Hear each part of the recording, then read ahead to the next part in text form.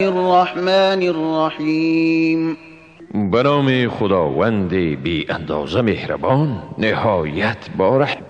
او كلما عاهدوا عهدا نبذه فریق منهم بل اکثرهم لا یؤمنون. آیا این طور نیست هر باری که پیمانی بستند گروهی از ایشان آن را به دور افکندند؟ واقعیت امر این است که اکثر ایشان ایمان نمیارند. ولما جاءهم رسول من عند الله مصدق لما معهم نبذ فريق من الذين اوتوا الكتاب كتاب الله وراء ظهورهم كأنهم لا يعلمون. و هرگاه به ایشان از جانب خداوند پیامبری به حیث تصدیق کننده چیزی که با خودشان است آمد، گروهی از آنها که برای ایشان کتاب داده شده است کتاب خداوند را پشت سر انداختند گویی که به آن پی نمیبرند.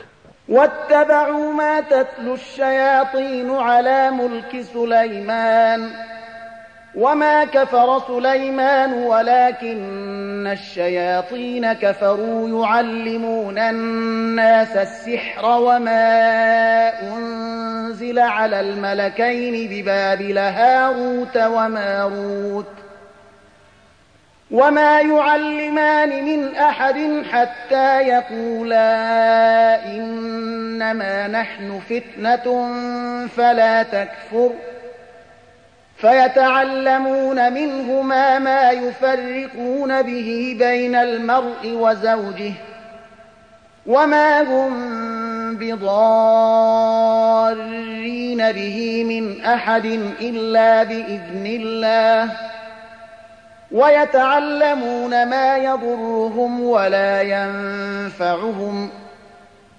ولقد علموا لمن اشتراه ما له في الآخرة من خلاق ولبئس ما شروا به أنفسهم لو كانوا يعلمون. و ایشان از چیزی پیروی کردند که آن را در عهد پادشاهی سلیمان شیطانها می‌خواندند. سلیمان هرگز کافر نشد، بلکه این شیطانها بودند که کفر را اختیار کردند. به مردم جادو می آموختند و نی چیزهای را که در بابل بر فرشتگان هاروت و ماروت فرود آورده شد. این دو فرشته هیچ کس را چیزی نمی آموختند مگر آن که می گفتند ما صرف برای آزمایش هستیم، پس مرتکب کفر مشو. مردم از این دو فرشته چیزهای را می آموختند که با بکار بردن آنها میان شوهر و زنش جدایی می افگندند. اما با این کار خود تا خدا نمی خواست به هیچ کس ضرر رسانیدن نمی توانستند و ایشان چیزی را می آموختند که برایشان ضرر می رسانید و سود بار نمی آورد و آنها واقعا خوب می دانستند کسی که جادو را برگزید از آخرت بهره ندارد و چی بد بود چیزی که خود را به آن فروختند اگر می دانستند. ولو أنهم آمنوا واتقوا لمثوبة من عند الله خير لو كانوا يعلمون. و اگر ایشان ایمان می آوردند و پرهیزگاری می کردند حقا که پاداششان نزد خداوند بهتر می بود اگر می دانستند. يا أيها الذين آمنوا لا تقولوا راعنا وقولوا انظرنا واسمعوا وللكافرين عذاب أليم. ای مؤمنان، با پیامبر راعینا مگویید بلکه انظرنا بگویید، یعنی پیامبر را به الفاظ خطاب نکنید که از آن تعبیر اهانت آمیز شود و به گفته او گوش بدهید. کافران را عذاب دردناک است. ما يود الذين كفروا من أهل الكتاب ولا المشركين أن ينزل عليكم من خير من ربكم والله يختص برحمته من يشاء والله ذو الفضل العظيم. نه آنانی که از جمله اهل کتاب کافر شده اند و نه مشرکان، هیچ کدامشان نمیخواهند که از پروردگار شما بر شما چیزی از نیکویی نازل شود، اما خداوند هر کی را بخواهد به رحمت خاص خیش اختصاص میدهد و خداوند صاحب فضل بزرگ است. ما ننسخ من آیت او ننسها نأتی بخیر منها او مثلها الم تعلم ان الله على كل شيء قدیر. ما اگر وحی را نسخ کنیم یا آن را به فراموشی بسپاریم، سپس بهتر از آن یا همانند آن را می آوریم. آیا نمیدانی که خداوند بر همه چیز قدرت دارد؟ الم تعلم ان الله له ملك السماوات والارض وما لكم من دون الله من ولی ولا نصیر. آیا نمیدانی که پادشاهی آسمان ها و زمین از آن خداوند است؟ جز خدا شما را نی کارسازی است و نی هم یاری دهنده. ام تريدون ان تسألوا رسولكم كما سئل موسى من قبل ومن يتبدل الكفر بالإيمان فقد ضل سواء السبيل. آیا می خواهید از پیامبر خود همان گونه سوال کنید که از موسی قبلا سوال شده بود؟ و هر کسی که ایمان را به کفر بدل نماید بدون شک راه راست را گم کرده است. ود كثير من اهل الكتاب لو يردونكم من بعد ایمانكم كفارا حسدا من عند انفسهم من بعد ما تبين لهم الحق فاعفوا واصفحوا حتى يأتي الله بأمره ان الله على كل شيء قدیر. بسا از اهل کتاب آرزو می کنند اگر شما را بعد از ایمان آوردن شما به کفر برگردانند، و این از حسدی است که بعد از روشن شدن حق به ایشان از نفسهایشان نشأت کرده است.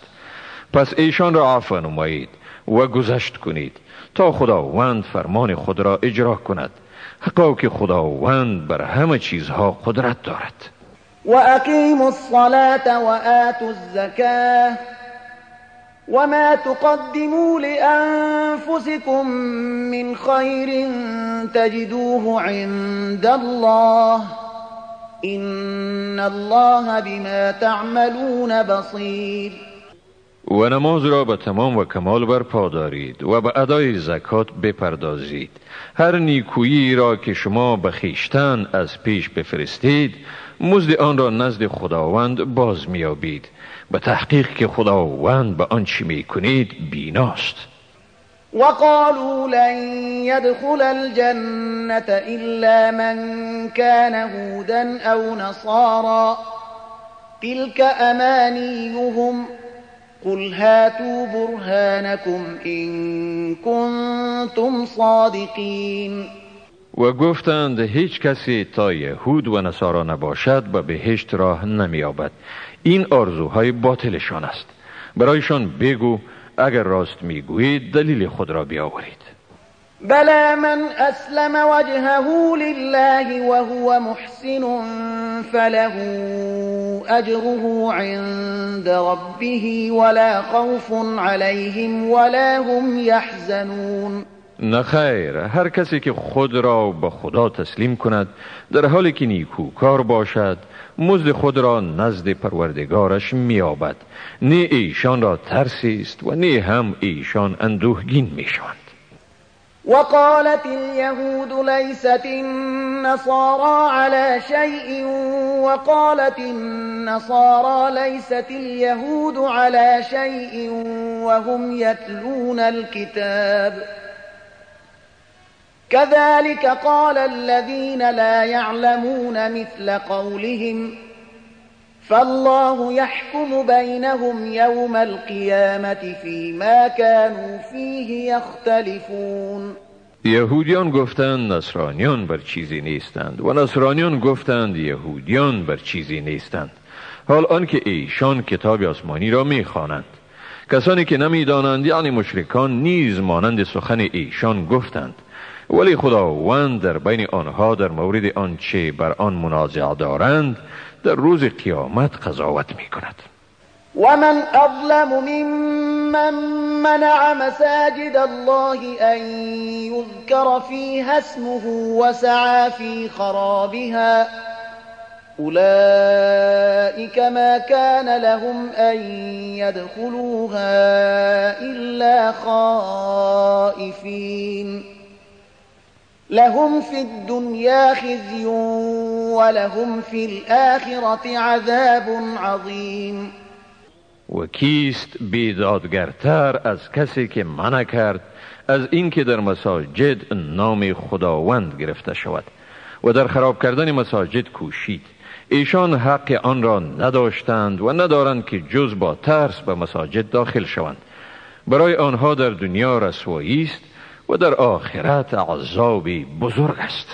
ولله المشرق والمغرب فأينما تولوا فثم وجه الله إن الله واسع عليم.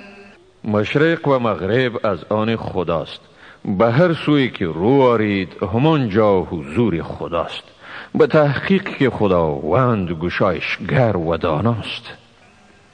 وقالوا اتخذ الله ولدا سبحانه بل له ما في السماوات والأرض كل له قانتون.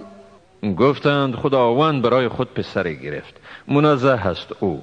حقیقت این است که هر چی در آسمان ها و زمین است از آن او می باشد و همه چیز به او فرمان بردار هستند. بديع السماوات والأرض وإذا قضى أمرا فإنما يقول له كن فيكون. ایجادگر آسمان ها و زمین است و هرگاه او به چیز دستور دهد پس بیگمان به آن میگوید شو و آن چیز فوراً می شود.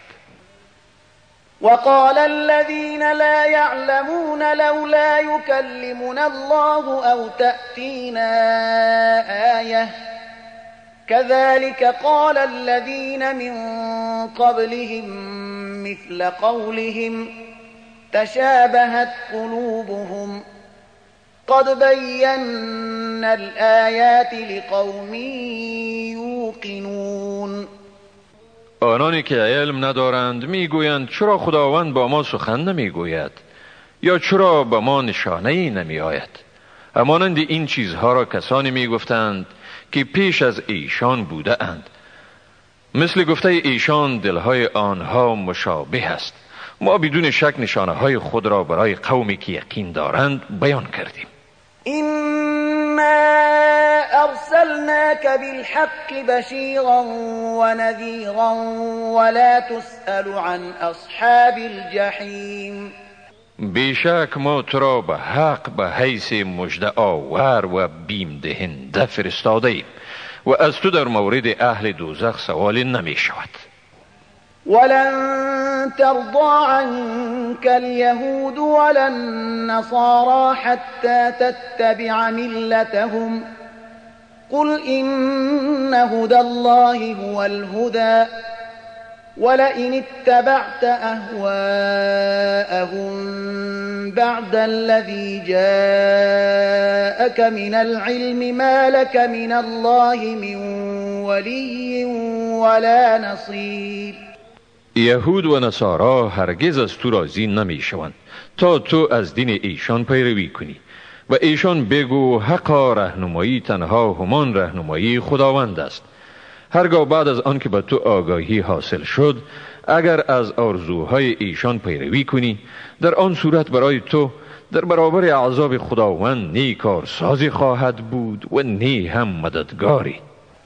الذين آتيناهم الكتاب يتلونه حق تلاوته أولئك يؤمنون به ومن يكفر به فأولئك هم الخاسرون.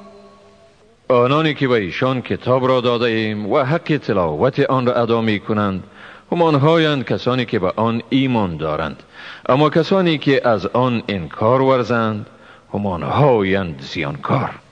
يا بني إسرائيل اذكروا نعمتي التي أنعمت عليكم وأني فضلتكم على العالمين.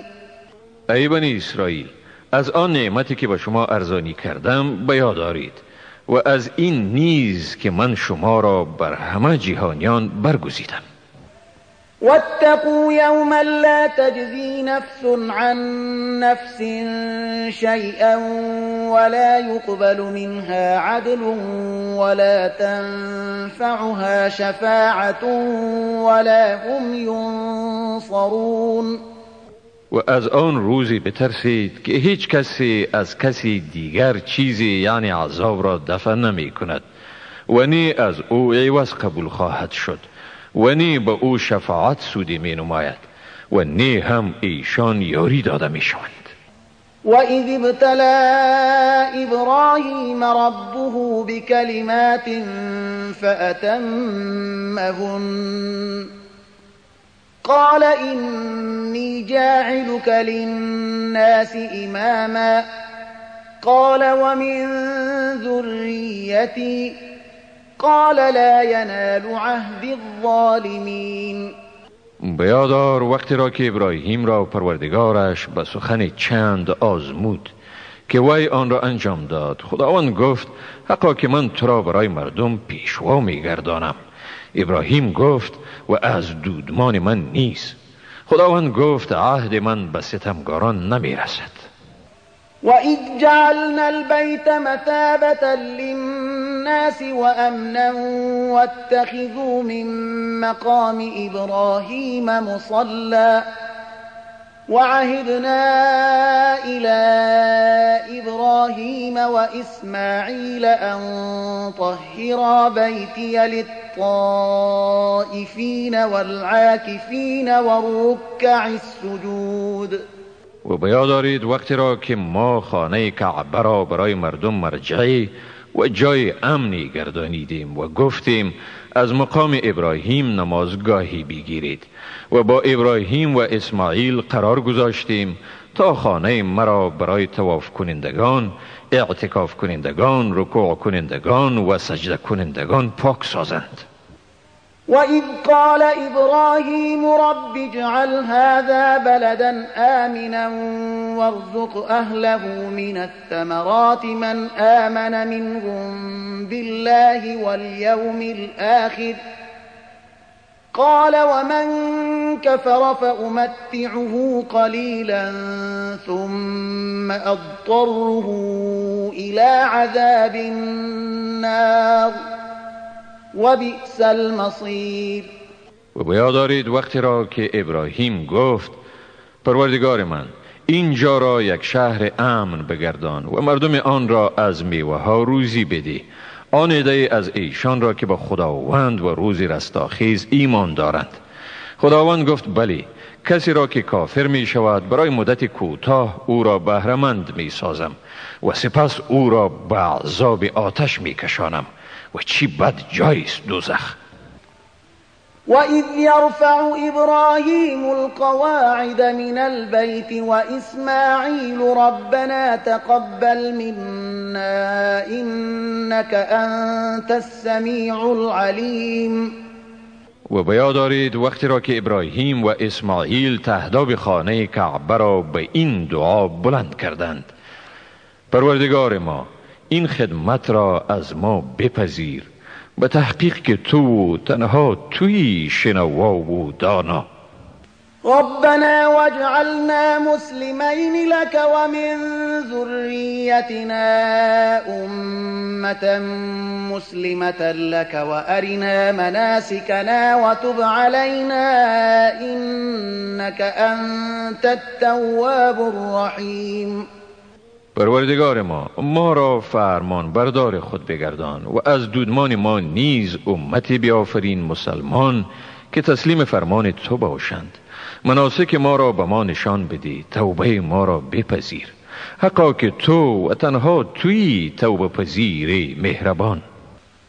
ربنا وابعث فيهم رسولا منهم يتلو عليهم آياتك ويعلمهم الكتاب والحكمة ويزكيهم إنك أنت العزيز الحكيم. پروردگار ما، در میان ایشان پیامبر را از بین خودشان مبعوث بفرما که آیات تو را به ایشان بخواند و به ایشان کتاب و حکمت بیاموزد و ایشان را پاک گرداند، به تحقیق که تو صاحب قدرت منعی و با حکمتی. ومن يرغب عن ملة إبراهيم إلا من سفه نفسه ولقد اصطفيناه في الدنيا وإنه في الآخرة لمن الصالحين. و کیست آن که از کیش ابراهیم رو بگرداند مگر شخص سفیهی که خود را نشناسد؟ حقا که ما ابراهیم را در دنیا برگزیدیم و به تحقیق که او در روز رستاخیز از صالحان است. اذ قال له ربه اسلم قال اسلمت لرب العالمین. و به یاد دارید وقتی را که پروردگارش به او گفت تسلیم شو، گفت به پروردگار جهانیان تسلیم شدم. ووصى بها إبراهيم بنيه ويعقوب يا بني إن الله اصطفى لكم الدين فلا تموتن إلا وأنتم مسلمون. ابراهیم فرزندان خود را با این وصیت کرد و یعقوب نیز عین وصیت را نمود. ای پسران من، حقا که خداوند دین اسلام را برای شما برگزید، پس نمیرید مگر در حالی که مسلمان باشید. ام کنتم شهداء اذ حضر یعقوب الموت اذ قال لبنیه ما تعبدون من بعدی قالوا نعبد الهك وإله آبائك إبراهيم وإسماعيل وإسحاق إلها واحدا ونحن له مسلمون.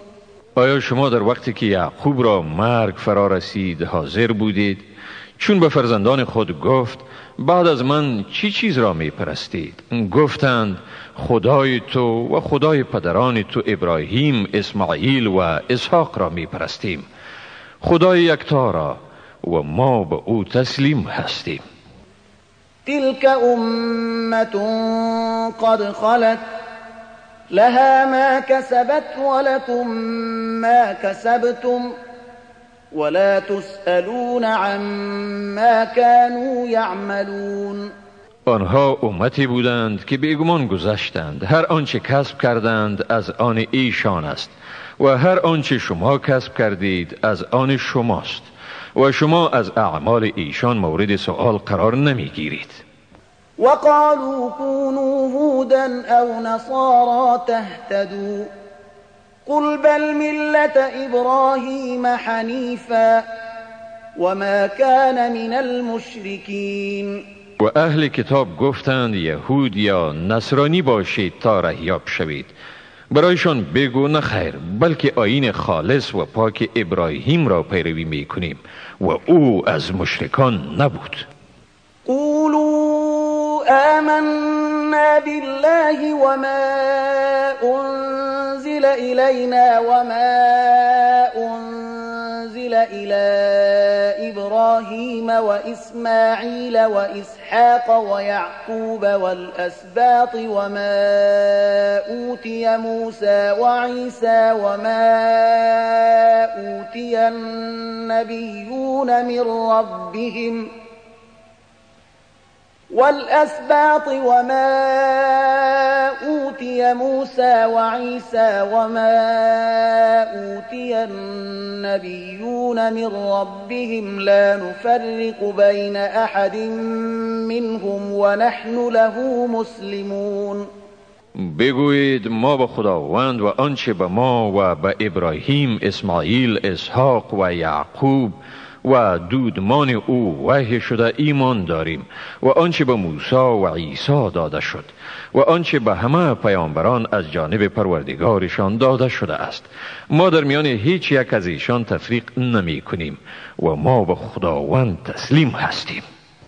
فإن آمنوا بمثل ما آمنتم به فقد اهتدوا وإن تولوا فإنما هم في شقاق فسيكفيكهم الله وهو السميع العليم. اگر ایشان به مانند آنچه شما به آن باور دارید ایمان آورند، پس ایشان واقعا رهیاب شده اند. اگر سرپیچی کنند، پس ایشان واقعا در شقاق، یعنی از حق جدا شده اند. و زود باشد که خداوند شر ایشان را از تو باز دارد و اوست شنوای دانا.